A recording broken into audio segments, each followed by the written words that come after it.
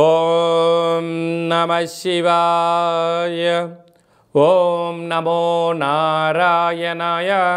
ఓం శ్రీ స్వర్ణాకర్షణ కాళభైరవాయ నమో నమః.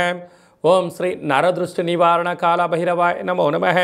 నమస్తే అస్తు భగవన్ విశ్వేశ్వరాయ మహాదేవాయ త్రయంబకాయ త్రిపురాంతకాయ త్రికాగ్నికాలాయ కాలాగ్నిరుద్రాయ నీలకంఠాయ మృత్యుంజయాయ సర్వేశ్వరాయ సదాశివాయ శ్రీమన్మన్మహాదేవాయ నమో నమః. హరి ఓం. మా ఛానల్కి స్వాగతం.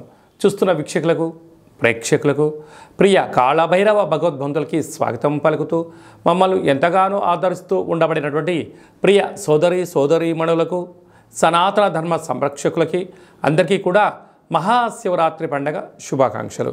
మహాదేవుడి యొక్క ఆశీస్సులు అందరిపైన ఉండాలని, అందరినీ చల్లగా ఆశీర్వదించాలని, నిండు నూరేళ్ల ఆయురారోగ్యాలకు అందరికీ ప్రసాదించాలని, జాతక చక్రంలో ఉండబడిన గ్రహ గమనాలు దోషాలు తొలగిపోయి ఎవరైతే ఏదైతే కోరుకుంటున్నారో అన్నింటా విజయాన్ని సాధించేటువంటి ఆశీర్వచనాన్ని భగవంతుడు అందరికీ ప్రసాదించాలని మనసారా కోరుకుందాం.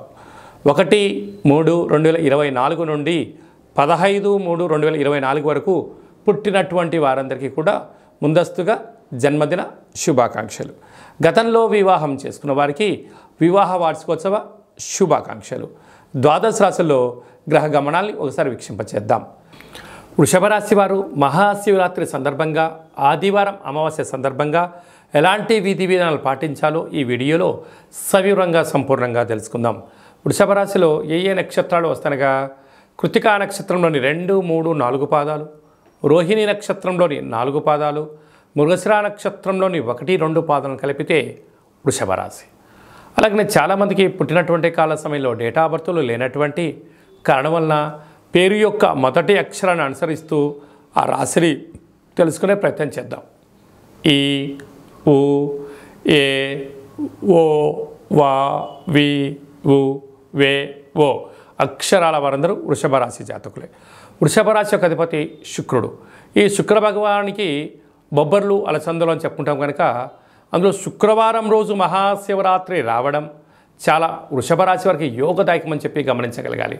కనుక తెల్లటి పాలతో, తెల్లటి పెరుగు చేత, విభూ చేత నవధాన్యాలలో బొబ్బర్లను ఎక్కువగా కలిపి మహాదేవుడికి అభిషేకం చేయడం వలన, ఉప ఆవాసం ఉండడం వలన, సంపూర్ణమైన గోమాతకు తెల్లటి ధాన్యాన్ని ఏర్పాటు చేయడం వలన జాతకంలో ఉండబడినటువంటి గ్రహదోషాలు తొలగిపోతాయని చెప్పి గమనించగలగాలి.